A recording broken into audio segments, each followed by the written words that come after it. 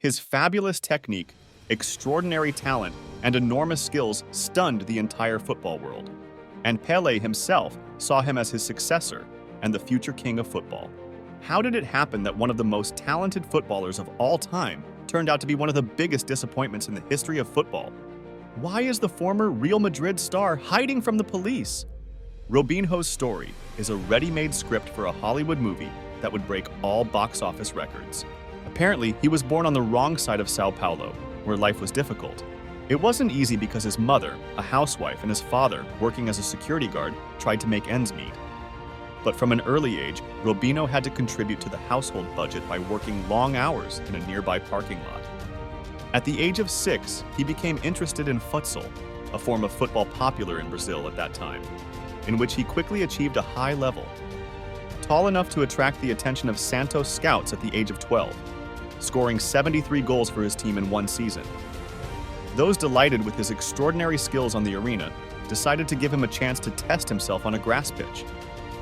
Young Robinho climbed the ranks with as much momentum as he did on closed courts under the supervision of Master Pele himself, who not only helped pull him out of poverty and anointed him as his successor, but as a man who had always been associated with Santos, he was in his support.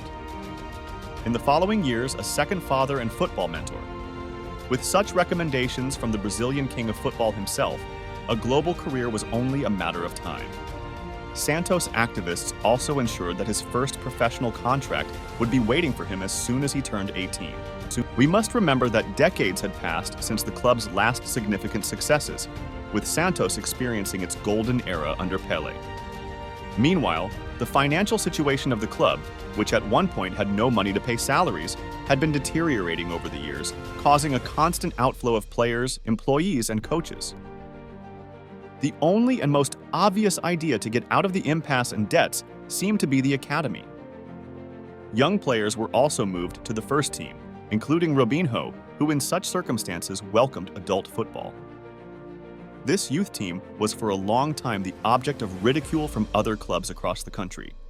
It was perceived as a sure candidate for relegation, and subsequent coaches refused to coach it. Only Emerson Leao, who had been fired as coach of the Brazilian national team moments earlier, decided to undertake this risky mission. After a very average start to the new season, the team's form still raised doubts among Santos fans, but then all of Brazil saw the full potential of Pele's wonderful successor. In the second half of the regular season, he helped the team advance to the knockout phase with 6 goals in 11 matches and scored again, both in the quarterfinals against Sao Paulo, in the semifinals against Grêmio Porto Alegre, and in the grand final against Corinthians. Santos, condemned to death before the season, regained the league title after 34 years, and Robinho, at the age of 18, was chosen the best striker. His second season with Santos, Robinho and his team finished in high second place and reached the Copa Libertadores final, where they lost to Argentine Boca Juniors, led by Carlos Tevez. Before becoming the hero of one of the most famous transfers of the decade in the summer of 2005, Robinho had another fantastic season in Brazil. Deadly effective in front of the opponent's goal, in the 2004 season he closed the goal counter with 32 goals in all competitions, becoming the absolute star of the team. However, before the 39th round, the first serious tragedy occurred in his life. One afternoon, during lunch, armed burglars broke into his family home and kidnapped his mother for ransom.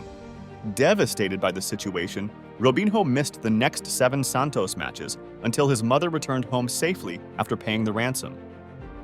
Meanwhile, the team still had one final title-deciding match left to play at the top against Vasco da Gama.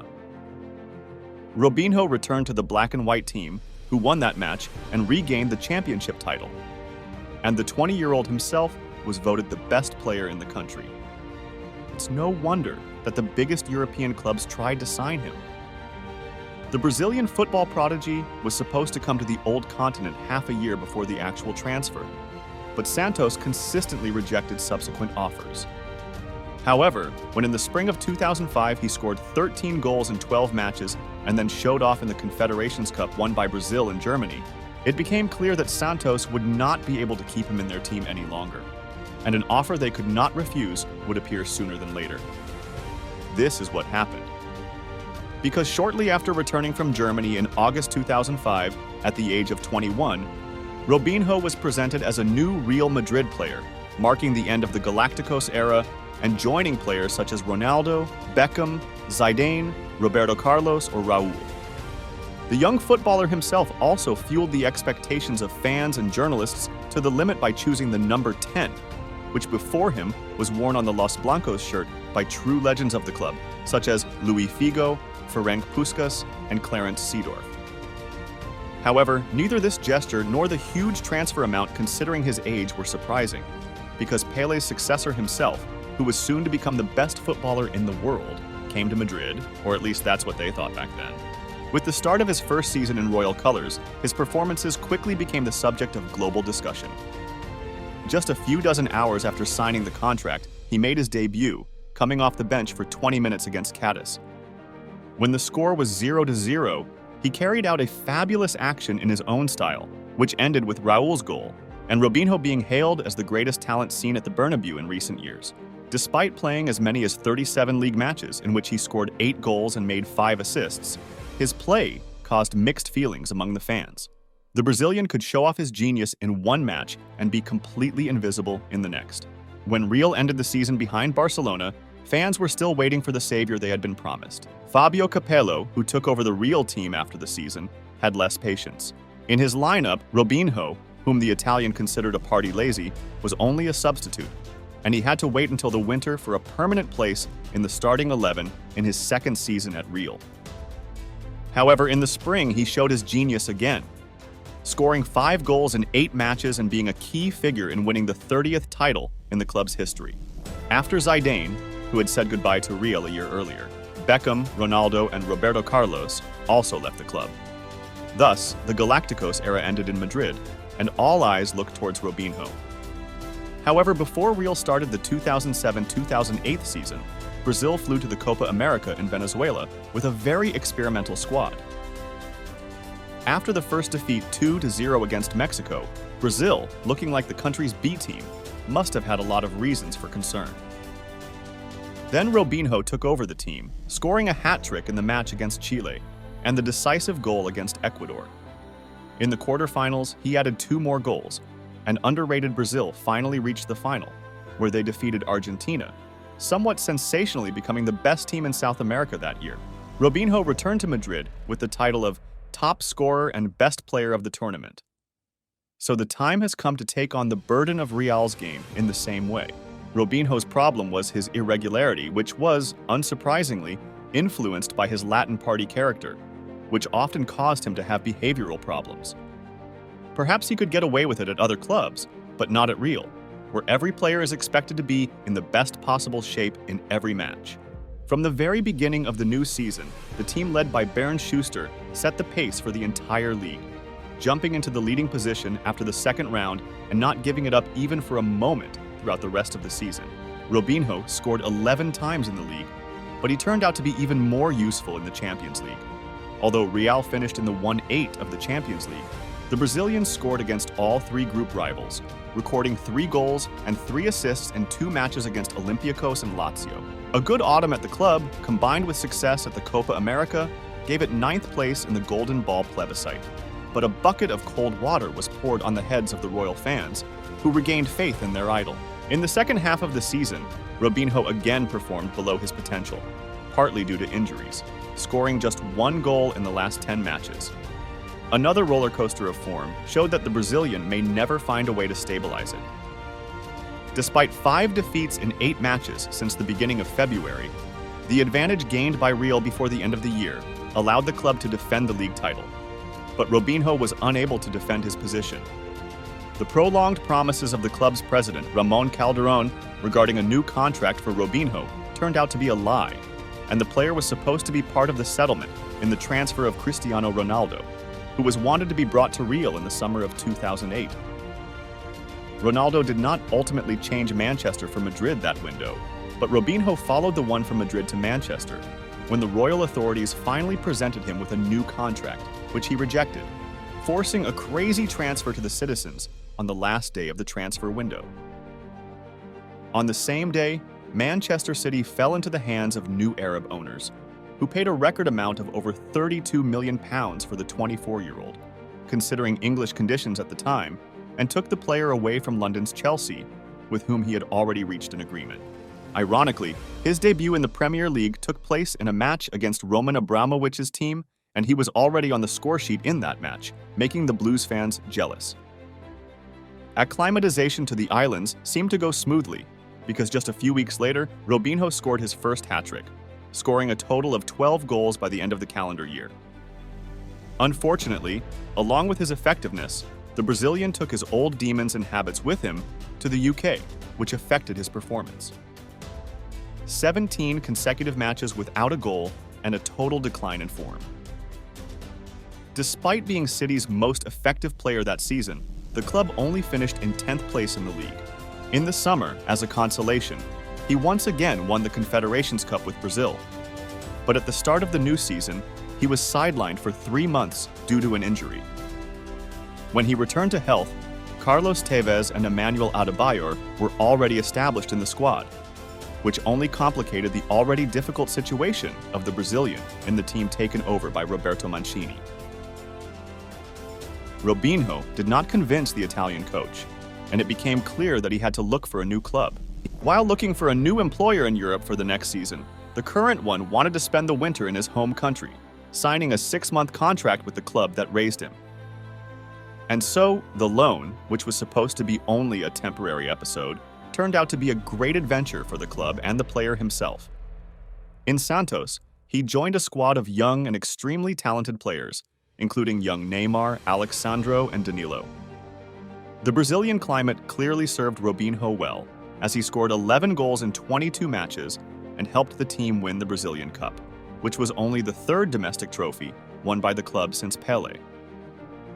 Each of them with the great participation of Robinho, which, at least in this respect, made him the true successor of his legendary compatriot. The striker also owes his good form from that period to his selection for the 2010 World Cup, where, despite the goals he scored in the knockout phase, Brazil was eliminated in the quarterfinals. After such 6 months, the player himself and the fans of his new club could hope that his return to Europe would be a success. The activists of Italian Milan decided to take this risk, and Robinho again joined a team bursting at the seams with an abundance of talent and skills.